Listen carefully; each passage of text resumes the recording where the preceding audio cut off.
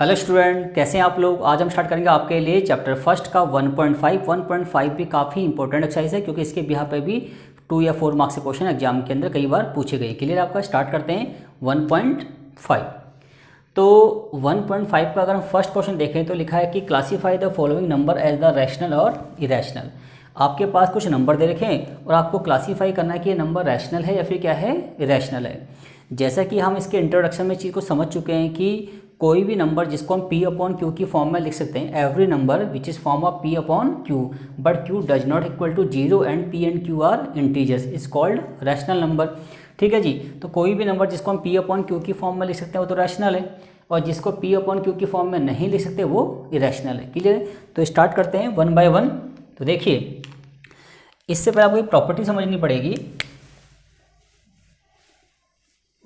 देखिए एक चीज़ समझिए, अगर आपके पास दो नंबर हैं, एक नंबर रैशनल है और एक क्या है आपके पास, इरेशनल है। ठीक है जी। तो आपके पास एक नंबर रैशनल और एक क्या है, इरेशनल है। तो रैशनल इरेशनल का जो भी हम कॉम्बिनेशन करते हैं तो रिजल्ट हमेशा क्या आता है, इरेशनल आता है। आई मीन से rational plus irrational equal to irrational, rational minus irrational equal to irrational, और rational multiply irrational always irrational, and irrational को अगर हम डिवाइड करें रैशनल को इरेशनल से तो भी क्या आएगा, इरेशनल आएगा। क्लियर है। अब डजंट मैटर कि आप रैशनल में इरेशनल प्लस कर रहे हैं या फिर इरेशनल में रैशनल प्लस कर रहे हैं, वो कोई मैटर नहीं करता। बट अगर हमारे पास एक नंबर रैशनल है और एक क्या है हमारे पास, इरेशनल है, तो उनका कोई भी हम कॉम्बिनेशन करेंगे तो रिजल्ट ऑलवेज क्या आएगा, इरेशनल आएगा। क्लियर है आपका। तो अब देखते हैं फर्स्ट क्वेश्चन की बात करते हैं। तो 2 क्या है, रैशनल नंबर, और रूट 5 क्या है, इरेशनल। क्योंकि मैंने इंट्रोडक्शन में बताया था कि अगर रूट के अंदर कोई भी नंबर है जिसका परफेक्ट स्क्वायर नहीं निकलता तो नंबर क्या होता है, इरेशनल होता है। इट्स मीन्स रूट 5 इरेशनल है और 2 क्या है, रैशनल है। तो देयरफॉर जो फर्स्ट पार्ट है वो क्या हो गया आपका, इरेशनल हो गया। क्लियर आपका। अब देखिए ये पूरा टर्म एक ही है, रूट 23 पॉजिटिव, रूट 23 क्या हो गया, नेगेटिव। तो ये दोनों आपस में क्या हो जाएंगे, कैंसिल आउट हो जाएंगे। तो हमारे पास क्या बचेगा, 3 बचेगा। और नेचुरल नंबर क्या होता है, रैशनल होता है। इट्स मीन्स सेकंड का आंसर क्या हमारा आएगा, रैशनल। क्लियर हो गया आपका। अब बात करते हैं हम थर्ड पार्ट की।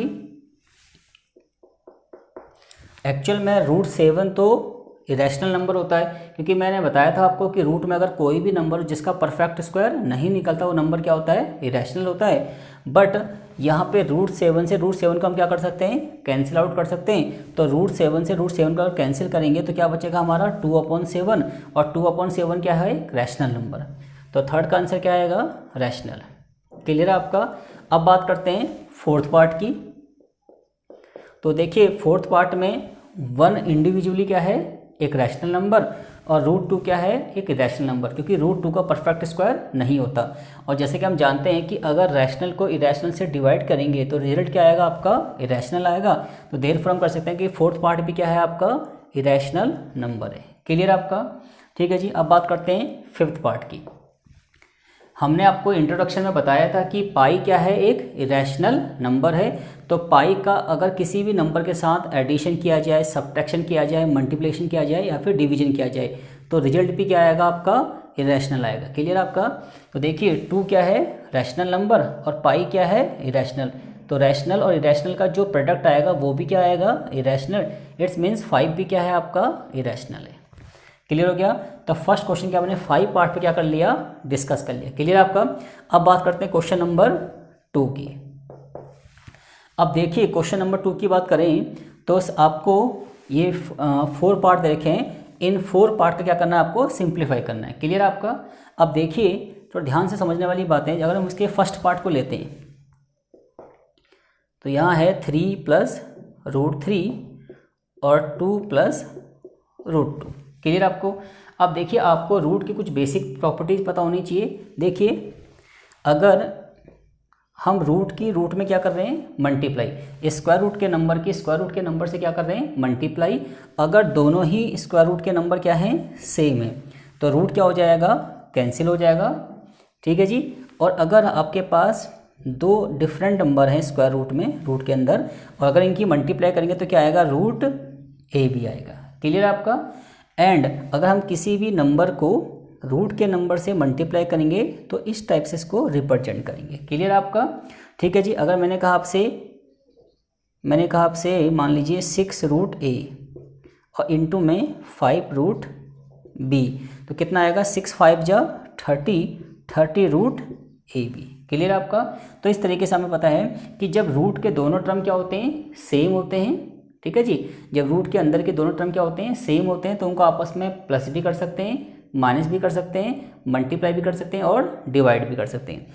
बट जब रूट के अंदर के नंबर क्या होते हैं, सेम नहीं होते, तो उनको प्लस माइनस तो कर सकते हैं, पर उनको आपस में एक्चुअल में ऐड, मल्टीप्लाई, प्लस माइनस नहीं कर सकते। क्लियर आपका। तो ये कुछ बेसिक बातें हमें याद रखनी है। अब देखिए आपके पास ये टर्म है, इसको आपको सॉल्व करना है। तो इसकी बेसिक कंडीशंस क्या है कि पहले 3 की इन दोनों टर्म में क्या होगी, मल्टीप्लाई, और फिर रूट 3 की इन दोनों टर्म में क्या होगी, आपकी मल्टीप्लाई।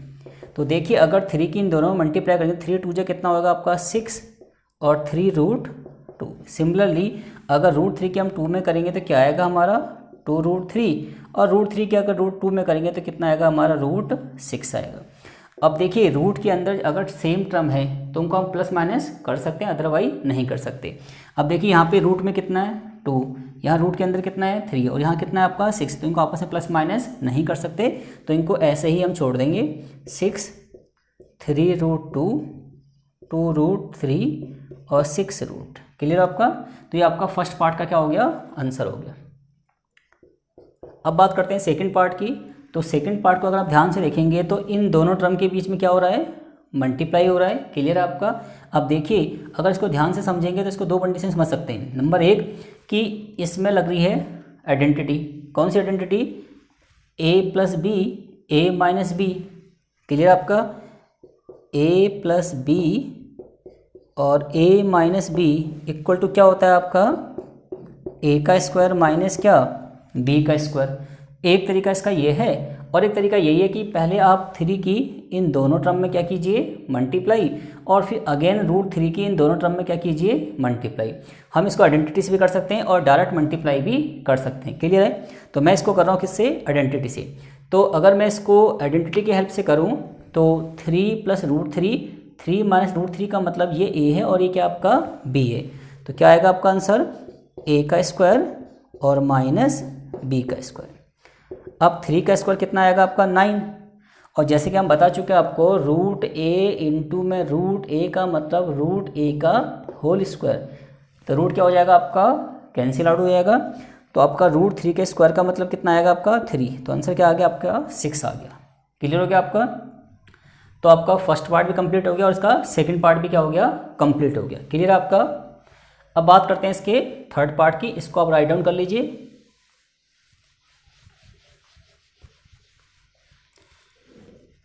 अब बात करते हैं थर्ड पार्ट की। तो रूट 5 प्लस रूट 2 के होल स्क्वायर का मीनिंग क्या है।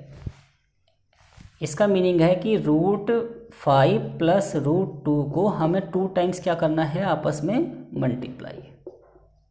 क्लियर है। और एक हम इसको कर सकते हैं किससे, आइडेंटिटी की हेल्प से। आइडेंटिटी पर हम डिटेल में डिस्कस करेंगे चैप्टर 2 के अंदर। तो देखिए एक तरीका ये है कि आप इसमें डायरेक्ट क्या लगा सकते हैं, आइडेंटिटी लगा सकते हैं। कौन सी, a प्लस बी का होल स्क्वायर, जो आपने 8th क्लास में पढ़ी हुई है। तो क्या होता है आपका बताइए, a का स्क्वायर प्लस 2ab और प्लस b का स्क्वायर। क्लियर आपका। अब देखिए a का मतलब कितना है, रूट 5, और 2 इंटू में रूट 5 इंटू में रूट 2 और प्लस रूट 2 का होल स्क्वायर। अब देखिए रूट 5 का स्क्वायर का मतलब 5। अब इनकी क्या करेंगे, आपस में मल्टीप्लाई। 2 तो बाहर रहेगा आपका, और रूट 5 के रूट 2 में करेंगे तो कितना आएगा, रूट 10 आएगा आपका, और रूट 2 का स्क्वायर कितना आएगा आपका 2। क्लियर आपका। तो आपका आ गया 7 प्लस 2 रूट 10। ठीक है जी। क्योंकि ये विदाउट रूट में और ये रूट में, तो इनको आपस में प्लस माइनस नहीं कर सकते। क्लियर हो गया आपका। सेम ऐसे ही इसका फोर्थ पार्ट भी आप कर सकते हैं, डायरेक्ट कर सकते हैं आप लोग। a minus B A plus B. तो ये क्वेश्चन हम डायरेक्ट किससे कर सकते हैं, आइडेंटिटी की हेल्प से। तो √5 का स्क्वायर और √2 का स्क्वायर।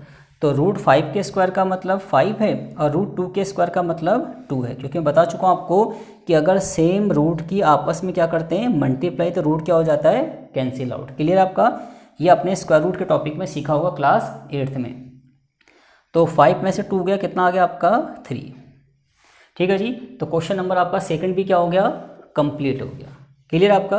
अब बात करते हैं थर्ड क्वेश्चन की।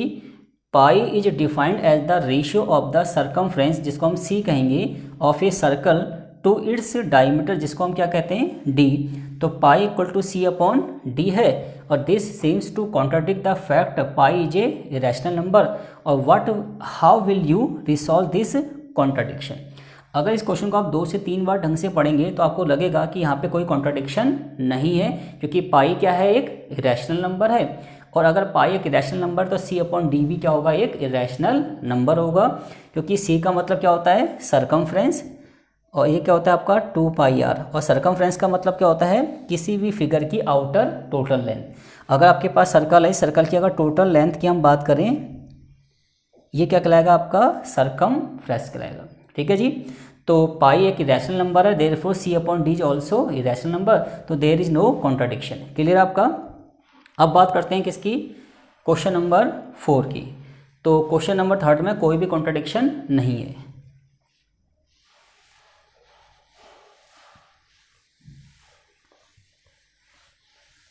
अब देखिए क्वेश्चन नंबर अगर 4 की बात करें तो represent √9.3 on the number line. ठीक है जी, इसको आपको कंपास वगैरह की हेल्प से करना है, मैं आपको अभी रफली बता देता हूँ। तो √9.3 को हमें कहाँ रिप्रेजेंट करना है, नंबर लाइन पे। क्लियर आपका। देखिए कैसे करेंगे। तो जब भी आपके पास कोई नंबर डेसिमल फॉर्म में हो रूट के अंदर, और उसको आपको रिप्रेजेंट कहाँ करना है, नंबर लाइन पे। तो सबसे पहले ध्यान रखिए, देखिए हमारे पास वैल्यू क्या है, 9.3। तो जो भी हमारे पास वैल्यू है उसमें 1 यूनिट क्या कर देंगे, इंक्रीज कर देंगे। तो सबसे पहले हमें क्या करना है, एक लाइन सेगमेंट खींचनी है।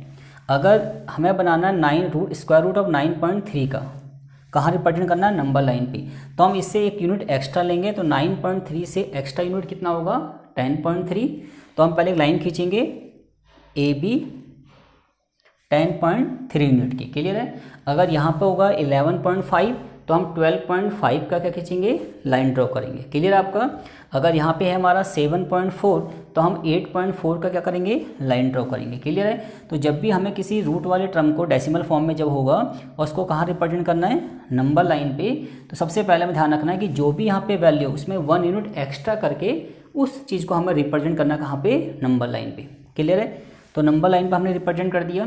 तो देखिए ये 9.3 है तो हमने ए बी ड्रॉ कर दिया 10.3। क्लियर है।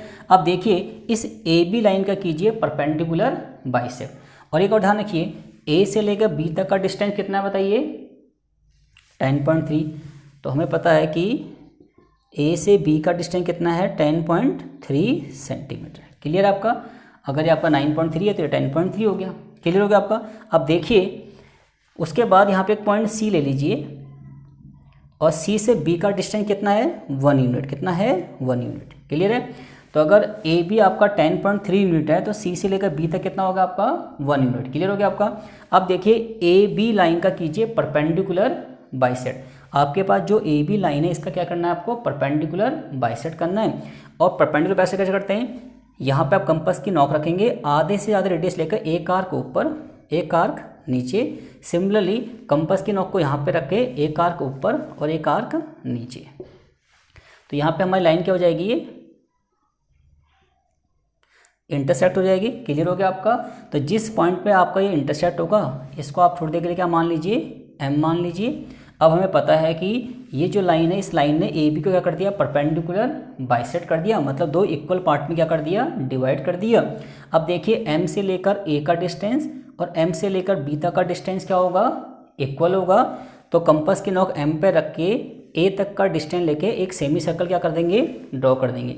अब एम से ए तक का डिस्टेंस ले लीजिए, एम से बी तक का, दोनों डिस्टेंस क्या आपके इक्वल हैं। तो यहाँ पे कंपास की नॉक रख के यहाँ तक का डिस्टेंस कवर करके एक सेमी सर्कल क्या करना है, इस पर ड्रॉ करना है, जो कुछ ऐसा बन जाएगा। क्लियर आपका? ठीक है जी। जब आपका क्या बन जाएगा, सेमी सर्कल क्या हो जाएगा, ड्रॉ हो जाएगा। उसके बाद अब आपका ये जो सी पॉइंट है, सी से लेकर बी तक का डिस्टेंस कितना है, 1 यूनिट। तो सी पे खींचेंगे परपेंडिकुलर, ठीक है। सी पे हमें 90 का एंगल बनाना है, मतलब परपेंडिकुलर ड्रॉ करना है। तो कैसे करेंगे आपको पता ही है, ये हमारा हो गया परपेंडिकुलर, ठीक है जी। तो सी पॉइंट पे क्या खींचना है हमें, परपेंडिकुलर खींचना है। आप कंपास से भी क्या ड्रॉ कर सकते हैं और प्रोट्रैक्टर से भी क्या कर सकते हैं, 90 डिग्री का यहाँ पे एंगल बना सकते हैं, ठीक है जी। अब इस लाइन ने इसको कहाँ पे इंटरसेक्ट कर दिया, इस पॉइंट पे कर दिया। इसे कोई पॉइंट मान लीजिए पी, और पी को एम से क्या कर दीजिए, ज्वाइन कर दीजिए। क्लियर आपका? ठीक है जी। अब देखिए, कंपास की नोक को एम पर रखकर एम से पी तक का डिस्टेंस ले लीजिए। तो कंपास की नोक को यहाँ पे रख के यहाँ तक का डिस्टेंस निकाल, तो नीचे को क्या मारेंगे, एक आर्क मारेंगे। तो कंपास की नोक यहाँ रहनी चाहिए और यहाँ से यहाँ तक का डिस्टेंस लेके एक आर्क नीचे को मारेंगे। क्लियर है? तो अब ये जो पॉइंट है ना आपका, ये वाला जो पॉइंट है, ये वाला पॉइंट आपका 9.3 को क्या कर रहा है, रिप्रेजेंट कर रहा है। क्लियर आपका? तो इस तरीके से आप किसी भी रूट वाले डेसिमल नंबर को क्या कर सकते हैं, नंबर लाइन पे क्या कर सकते हैं, ड्रॉ कर सकते हैं। क्लियर आपका? एक एग्जांपल और ले लेते हैं आपके लिए। मान लीजिए मेरे पास है 12.5। क्लियर है? स्क्वायर रूट ऑफ 12.5 को मुझे कहाँ रिप्रेजेंट करना है, नंबर लाइन पे। तो सबसे पहले क्या करेंगे, जितना भी हमें नंबर दिया हुआ है उससे 1 यूनिट एक्स्ट्रा लेके नंबर लाइन ड्रॉ करेंगे। क्लियर आपका? तो 12.5 में 1 यूनिट बढ़ा दीजिए, कितना आएगा, 13.5। इसका नाम क्या रख लीजिए आप, ए बी। क्लियर है? और बी से यहाँ तक का एक 1 यूनिट का डिस्टेंस ले लीजिए, इसका क्या ले लीजिए, सी पॉइंट ले लीजिए। क्लियर आपका? सी से बी तक का डिस्टेंस कितना होना चाहिए, 1 यूनिट। अब ए बी का क्या करिए, परपेंडिकुलर बाइसेक्ट। तो कंपास की नोक को यहाँ पर रख के आधे का रेडियस लेकर एक आर्क ऊपर एक आर्क नीचे, सेम कंपास की नोक को यहाँ रख के एक आर्क ऊपर एक आर्क नीचे।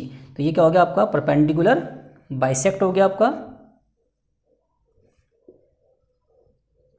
क्लियर आपका?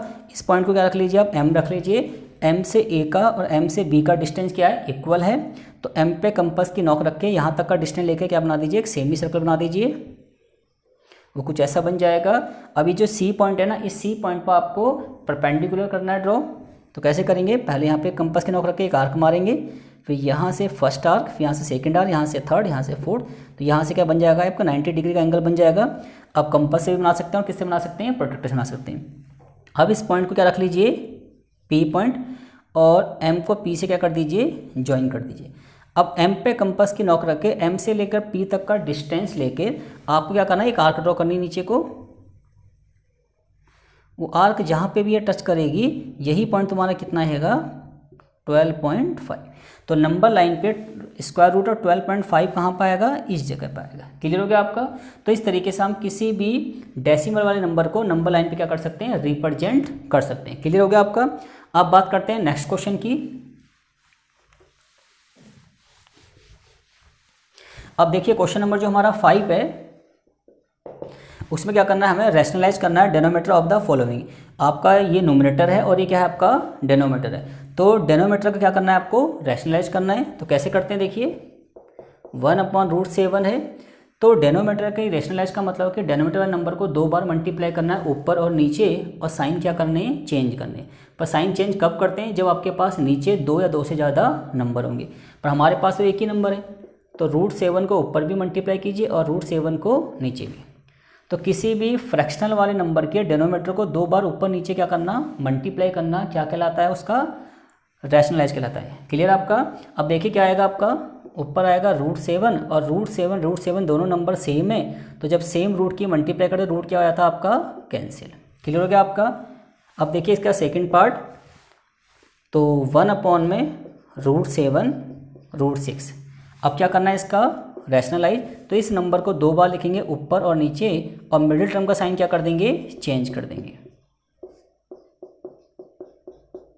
ठीक है जी? तो कभी भी आपको किसी फ्रैक्शन में डेनोमीटर क्या करना है, रैशनलाइज करना है, तो आपको इसी नंबर को 2 बार लिखना है, नोमिनेटर में भी और डेनोमीटर में भी, और मिडिल टर्म का साइन क्या करना है, चेंज करना है। अगर ये नेगेटिव है तो दोनों क्या आएंगे, पॉजिटिव, और अगर ये पॉजिटिव है तो दोनों क्या आएंगे, नेगेटिव। अब देखिए 1 की इसमें मल्टीप्लाई कीजिए, सेम नंबर, और यहाँ आएगा √7 का स्क्वायर माइनस √6 का स्क्वायर। क्लियर आपका।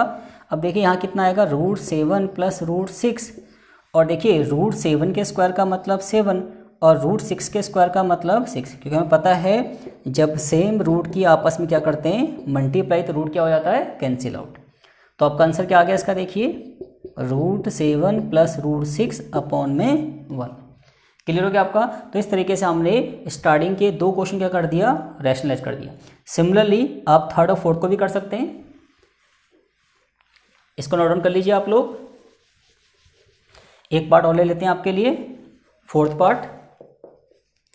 1/√7 माइनस 2, तो क्या करेंगे, इस डिनोमीटर को 2 बार लिखेंगे, ऊपर एंड नीचे, और साइन क्या कर देंगे, चेंज कर देंगे। अब देखिए नेगेटिव है तो दोनों क्या हो जाएंगे आपके, पॉजिटिव। अब 1 की मल्टीप्लाई करेंगे तो √7 प्लस 2, और नीचे क्या आएगा, √7 का स्क्वायर माइनस 2 का स्क्वायर। अब देखिए कितना आएगा, √7 प्लस 2, और नीचे √7 का स्क्वायर 7 और √2 का स्क्वायर 4, तो कितना आ गया आपका, √7 प्लस 2 अपॉन में 3। ये आपका आंसर आ गया। क्लियर आ गया। तो इस तरीके से हमने चैप्टर 1 का 1.5 को क्या कर दिया, डिटेल में क्या कर लिया, डिस्कस कर दिया। इसके बाद हम 1.6 करेंगे, और फिर 1.2 और 1.4 को भी हम क्लियर करेंगे। क्लियर आपका।